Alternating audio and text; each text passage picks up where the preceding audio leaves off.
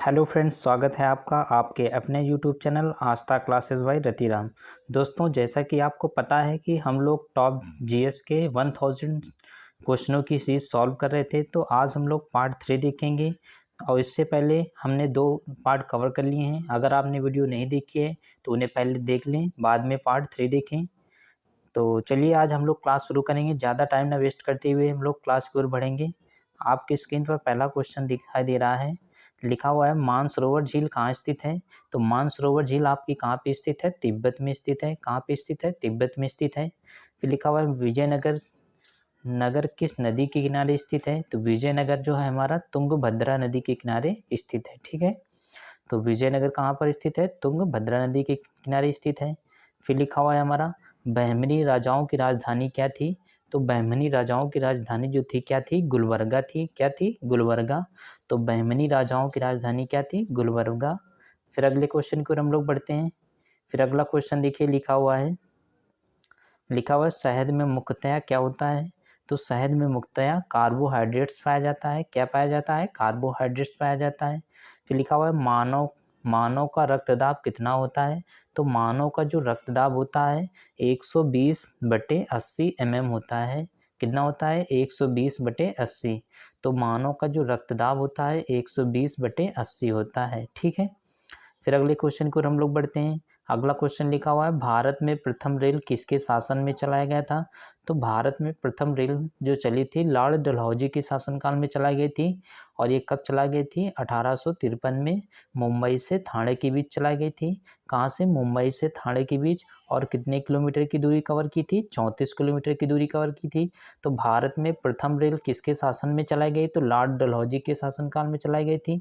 कब चलाई गई थी? तो 1853 में चलाई गई थी। कहाँ से कहाँ तक चलाई गई थी? तो मुंबई से थाने के बीच चलाई गई थी। और कितनी दूरी कवर की थी? तो 34 किलोमीटर दूरी कवर की थी। ठीक है, फिर अगला क्वेश्चन लिखा हुआ है राष्ट्रीय समुद्र विज्ञान कहाँ स्थित है।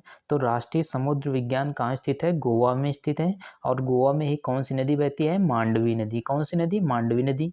तो गोवा में कौन सी नदी बहती है? मांडवी नदी। और यहीं पे राष्ट्रीय समुद्र विज्ञान संस्थान स्थित है। ठीक है, फिर अगले क्वेश्चन को हम लोग बढ़ते हैं।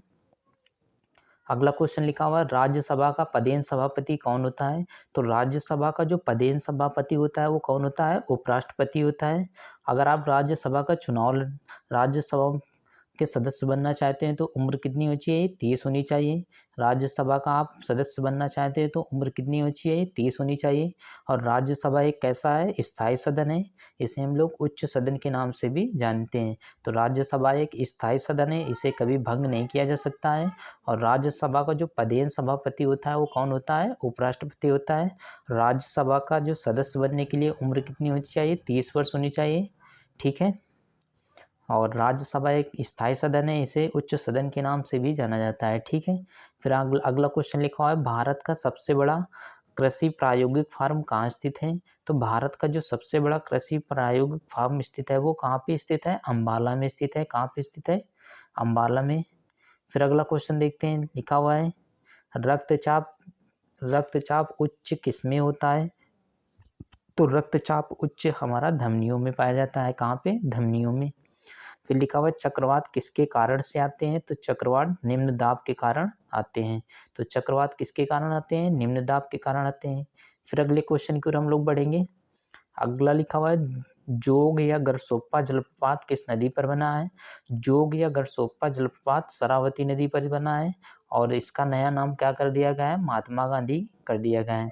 तो जोग या गरसोप्पा जलप्रपात का जो नाम चेंज करके क्या कर दिया गया है? महात्मा गांधी जलप्रपात कर दिया गया है। और ये किस नदी पर स्थित था? तो शरावती नदी पर स्थित था। ठीक है, फिर लिखा हुआ है लोधी वंश का संस्थापक कौन था। तो लोधी वंश का जो संस्थापक था वो कौन था? बहलोल लोधी था। लोधी वंश का संस्थापक कौन था? बहलोल लोधी। फिर लिखा हुआ है लोधी वंश का अंतिम शासक कौन था। तो लोधी वंश का अंतिम शासक इब्राहिम लोधी था। और इब्राहिम लोधी को पानीपत के प्रथम युद्ध में जो पानीपत का जो प्रथम युद्ध हुआ था 1526 ईस्वी में, इसमें बाबर और इब्राहिम लोधी के मध्य होता है। और इब्राहिम लोधी इसमें हार जाता है।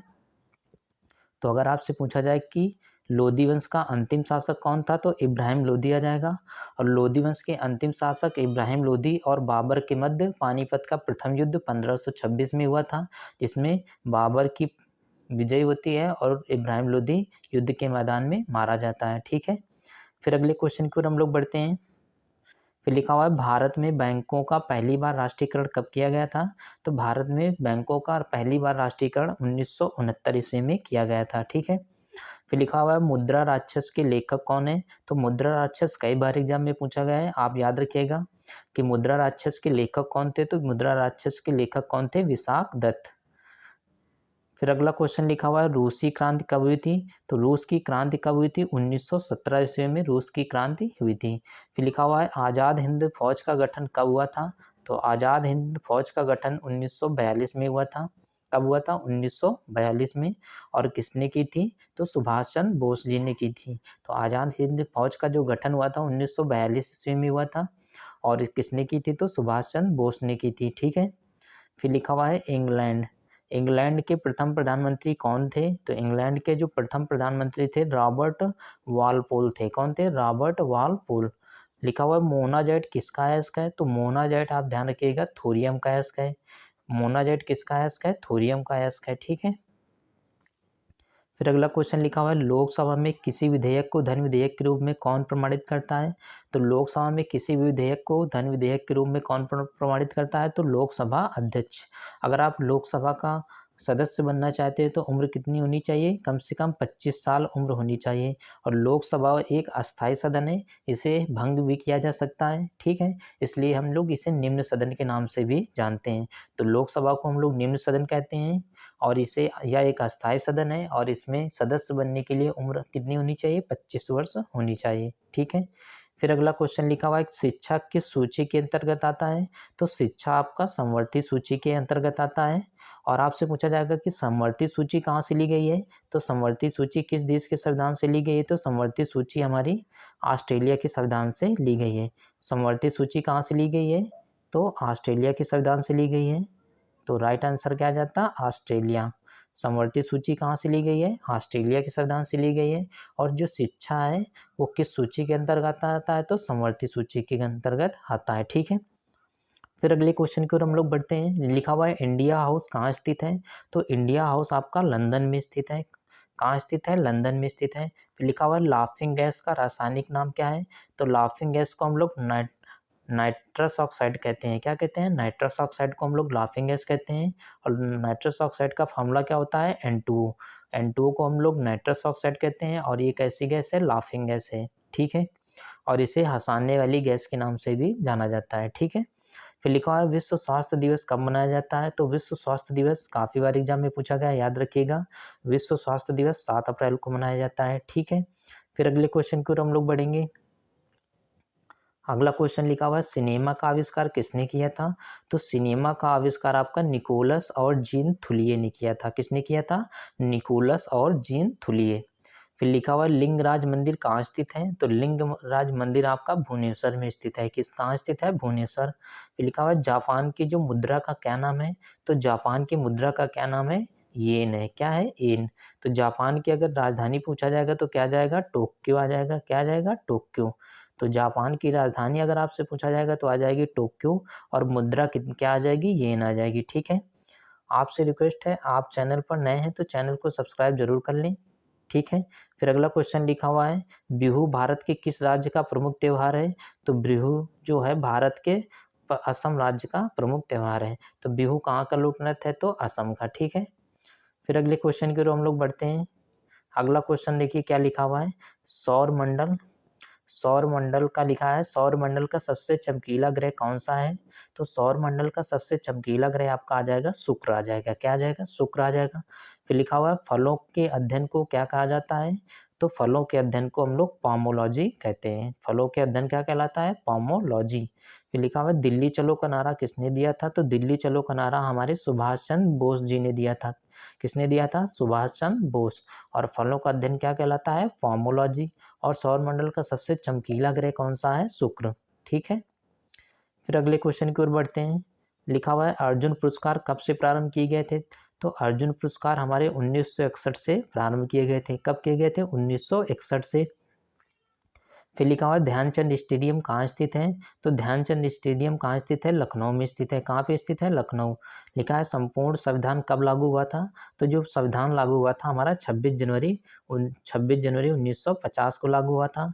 और संविधान बनकर कब तैयार हुआ था? तो संविधान बनकर 26 नवंबर 1949 को हुआ था। कब हुआ था? 26 नवंबर 1949 को संविधान पूरी तरीके से बनकर तैयार हो गया था और लागू हुआ था 26 जनवरी 1950 को। अगर आपसे पूछा जाएगा कि संविधान सभा की पहली बैठक कब हुई थी? तो संविधान सभा की पहली बैठक 9 दिसंबर 1946 को हुई थी और इसमें अस्थायी अध्यक्ष बनाए जाते हैं डॉक्टर सच्चिदानंद सिन्हा। तो संविधान सभा के अस्थायी अध्यक्ष अगर से पूछा जाएगा तो क्या बताएंगे आप लोग? सच्चिदानंद सिन्हा।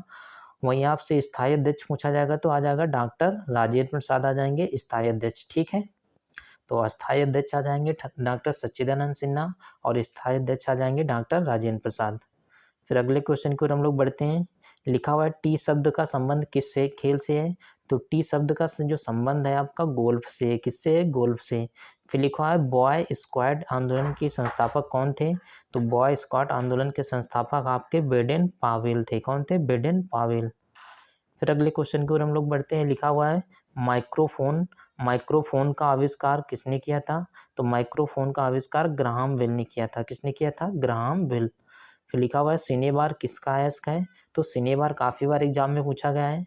आप अपनी कॉपी में लिखेंगे जरूरी से। तो सिनेबार किसका अयस्क है? पारा का अयस्क है। किसका अयस्क है? पारा का। फिर लिखा हुआ है मिट्टी की कटाव का मुख्य कारण क्या होता है? तो मिट्टी की कटाव का जो मुख्य कारण होता है, जंगलों को काटा जाता है, इस वजह से मिट्टी का क्या होता है? कटाव होता है। ठीक है, तो मिट्टी की कटाव का प्रमुख कारण क्या है? जंगलों की कटाई। ठीक है, फिर अगला क्वेश्चन हम देख लेते हैं। अगला क्वेश्चन, गुप्त वंश के संस्थापक कौन थे? तो गुप्त वंश के संस्थापक आपके श्रीगुप्त आ जाएंगे। कौन आ जाएंगे? श्रीगुप्त। फिर लिखा हुआ है गुप्त वंश का अंतिम शासक कौन था? तो गुप्त वंश का अंतिम शासक कौन आ जाएगा? विष्णुगुप्त आ जाएंगे। कौन आ जाएंगे? विष्णुगुप्त। फिर लिखा हुआ है गूगली शब्द का संबंध किस खेल से है? तो गूगली शब्द का जो संबंध है किससे है? क्रिकेट से है। और टी शब्द का संबंध किससे था? गोल्फ से था। ठीक है, फिर अगले क्वेश्चन की ओर हम लोग बढ़ते हैं। लिखा हुआ है इंसुलिन की खोज किसने की थी? तो इंसुलिन की खोज किसने की थी? बैटिंग और बेस्ट ने की थी। किसने की थी? बैटिंग और बेस्ट। और इंसुलिन हार्मोन की कमी से कौन सा रोग हो जाता है? तो मधुमेह रोग हो जाता है। मधुमेह रोग को हम लोग डायबिटीज भी कहते हैं। ठीक है, तो इंसुलिन हार्मोन की कमी से कौन सा रोग हो जाता है? मधुमेह रोग हो जाता है। और इसकी खोज किसने की थी? बैटिंग और बेस्ट ने। फिर लिखा हुआ है अल्बानिया देश की राजधानी का नाम क्या है? तो अल्बानिया की राजधानी क्या है? तिराना है। कौन है? तिराना। ठीक है, फिर अगले क्वेश्चन की ओर हम लोग बढ़ते हैं। लिखा हुआ है विश्व पर्यटन दिवस कब मनाया जाता है? तो विश्व पर्यटन दिवस 27 सितंबर को मनाया जाता है। कब मनाया जाता है? 27 सितंबर। फिर लिखा हुआ है चौहान वंश का अंतिम शासक कौन था? तो चौहान वंश का अंतिम शासक पृथ्वीराज चौहान थर्ड था। कौन था? पृथ्वीराज चौहान थर्ड। तो चौहान वंश का अंतिम शासक पृथ्वीराज थर्ड था। फिर लिखा हुआ है ग्रैंड स्लैम शब्द का संबंध किस खेल से है? तो ग्रैंड स्लैम शब्द का संबंध लॉन टेनिस से। किससे? लॉन टेनिस से। ठीक है, फिर अगले क्वेश्चन की ओर हम लोग बढ़ते हैं। लिखा है काला पगेडो कहाँ स्थित है? तो काला पगोडा कहाँ से स्थित है? कोणार्क का जो सूर्य मंदिर है, कोणार्क का जो सूर्य मंदिर है ये कहाँ पे स्थित है? उड़ीसा में स्थित है। और इसे ब्लैक पगोडा के नाम से भी जाना जाता है, काला पगोडा के नाम से भी जाना जाता है। और जो उड़ीसा में ही भुवनेश्वर मंदिर स्थित है इसे व्हाइट पैगोडा या सफ़ेद पैगोडा के नाम से जाना जाता है। तो कोणार्क का जो सूर्य मंदिर है ये उड़ीसा में स्थित है और इसे ब्लैक पैगोडा या काला पैगोडा कहते हैं। और उड़ीसा में ही एक भुवनेश्वर मंदिर स्थित है और इसे व्हाइट पैगोडा के नाम से जाना जाता है। फिर लिखा हुआ है मूंगफली में किस विटामिन की अधिकता होती है? तो मूंगफली में विटामिन B1 की अधिकता पाई जाती है। ठीक है, फिर अगला क्वेश्चन लिखा है नवरत्नों का संबंध किससे है? तो नवरत्न कहाँ पे किसके दरबार में पाए जाते थे? तो अकबर के दरबार में कौन रहते थे? नवरत्न रहते थे। और एक हम लोग प्राचीन इतिहास में कृष्णदेव राय के भी शासनकाल में नवरत्न पाए जाते थे। तो अगर आपसे पूछा जाएगा नवरत्न कहाँ किसके किसके शासनकाल में थे, तो एक तो अकबर के टाइम पे थे नवरत्न और एक थे कृष्णदेव राय। प्राचीन इतिहास में हम लोग कृष्णदेव राय का नाम पढ़ते हैं। ठीक है, फिर अगला क्वेश्चन देखते हैं। कवि हरिसेन किसके दरबार में था? तो कवि हरिसेन जो थे समुद्रगुप्त के दरबार में थे। ठीक है, फिर लिखा हुआ है सांची का स्तूप किस शासक ने बनवाया था, तो सांची का स्तूप जो है अशोक ने बनवाया था। और अशोक को हम लोग देवनाम प्रिय के नाम से भी जाना जाता है। देवनाम प्रिय मतलब देवताओं का प्रिय। तो अशोक, सांची का स्तूप का निर्माण किसने कराया था, तो अशोक ने कराया था। और अशोक ने ही कलिंग युद्ध लड़ा था। तो कलिंग युद्ध का अगर पूछा जाए कब लड़ा गया था, तो 261 बीसी में लड़ा गया था। तो कलिंग युद्ध कब लड़ा गया, 261 बीसी में लड़ा गया था। और सांची की स्तूप का निर्माण किसने कराया था, अशोक ने कराया था। ठीक है। और अशोक को हम लोग देवनाम प्रिय के नाम से भी जानते हैं, देवताओं का प्रिय। ठीक है। फिर अगले क्वेश्चन की ओर हम लोग बढ़ते हैं। अगला क्वेश्चन आपकी स्क्रीन पर लिखा हुआ है, प्रसिद्ध संगीतज्ञ तानसेन किसके दरबार में रहता था, तो जो तानसेन रहते थे वो अकबर के दरबार में रहा करते थे। ठीक है।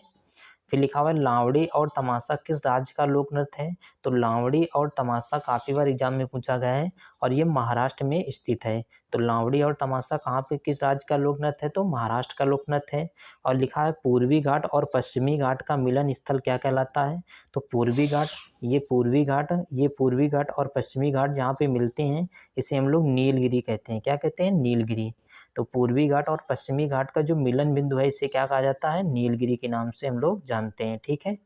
फिर अगले क्वेश्चन की ओर हम लोग बढ़ते हैं, यूनिसेफ का मुख्यालय कहाँ स्थित है, तो यूनिसेफ का आपका मुख्यालय कहाँ स्थित है, न्यूयॉर्क में स्थित है। काफ़ी बार एग्जाम में पूछा गया है, आप अपने कॉपी में जरूर इसे नोट करेंगे। तो यूनिसेफ का मुख्यालय कहाँ स्थित है, न्यूयॉर्क में स्थित है। फिर लिखा हुआ है गुलाम वंश का जो संस्थापक था कौन था, तो गुलाम वंश का जो संस्थापक था वो कुतुबुद्दीन ऐबक था। तो 1206 में इसने गुलाम वंश की स्थापना की थी। गुलाम वंश का जो शासक था कौन था, कुतुबुद्दीन ऐबक। और इसे हम लोग लाख बख्श के नाम से भी जानते हैं। इसे हम लोग लाख बख्श के नाम से भी जानते हैं। लाख बख्श का मतलब होता है लाखों का दान देने वाला। और कुतुबुद्दीन ऐबक को हम लोग कुरान खां के नाम से भी जानते हैं, क्योंकि ये कुरान बहुत तेज पढ़ता था, इस वजह से कहा जाता है कि इसका नाम क्या था, कुरान खां। तो गुलाम वंश का संस्थापक पूछा जाएगा तो आप बताएंगे कुतुबुद्दीन ऐबक। और कुतुबुद्दीन ऐबक को हम लोग लाख बख्श और कुरान खां के नाम से भी जानते थे। और गुलाम वंश की स्थापना कब हुई थी, तो 1206 ईस्वी में हुई थी। और पूछा जाएगा कि कुतुब मीनार का निर्माण किसने प्रारंभ कराया था, तो कुतुब मीनार का निर्माण किसने प्रारंभ कराया था, तो आप बताएंगे कुतुबुद्दीन ऐबक। लेकिन इसे पूरा किसने कराया था, तो इल्तुतमिश ने कराया था।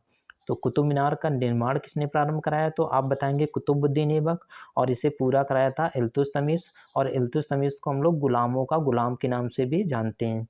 तो इल्तुतमिश को हम लोग क्या कहते हैं, गुलामों का गुलाम। और कुतुबुद्दीन ऐबक की जो मृत्यु हो गई थी, घोड़े से गिरकर, चौगान या पोलो खेलते समय घोड़े से गिरकर मृत्यु हो गई थी। तो पूछा जाता है आपसे, पोलो या चौगान खेलते समय घोड़े से गिरकर किसकी मृत्यु हो गई थी, तो कुतुबुद्दीन ऐबक हमारा राइट आंसर आ जाएगा। ठीक है। फिर अगले क्वेश्चन की ओर हम लोग बढ़ते हैं। फिर लिखा हुआ है गैट। गैट की जगह WTO और वर्ल्ड ट्रेड ऑर्गेनाइजेशन कब से कर दिया गया था, तो गैट का जो नाम चेंज करके क्या कर दिया गया था, वर्ल्ड ट्रेड ऑर्गेनाइजेशन।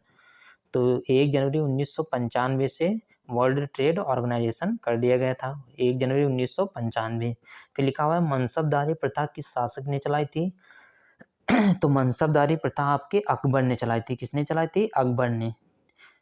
फिर अगले क्वेश्चन की ओर हम लोग बढ़ते हैं। लिखा हुआ है प्रसिद्ध चीनी यात्री जो फाहान किस किस शासक के शासनकाल में भारत आया था, तो प्रसिद्ध चीनी यात्री फाहान किस शासक के शासनकाल में भारत आया था, तो चंद्रगुप्त द्वितीय के शासनकाल में चीनी यात्री फाहान भारत आया था। ठीक है। चंद्रगुप्त द्वितीय को हम लोग विक्रमादित्य के नाम से भी जानते हैं। चंद्रगुप्त द्वितीय को हम लोग क्या कहते हैं, विक्रमादित्य। तो चंद्रगुप्त द्वितीय लिख कर आ जाए या विक्रमादित्य आ जाए तो क्या आ जाएगा, चंद्रगुप्त द्वितीय को हम लोग विक्रमादित्य के नाम से भी जानते हैं। और इसके शासन में एक चीनी यात्री आया था जिसका नाम था क्या, फाहान।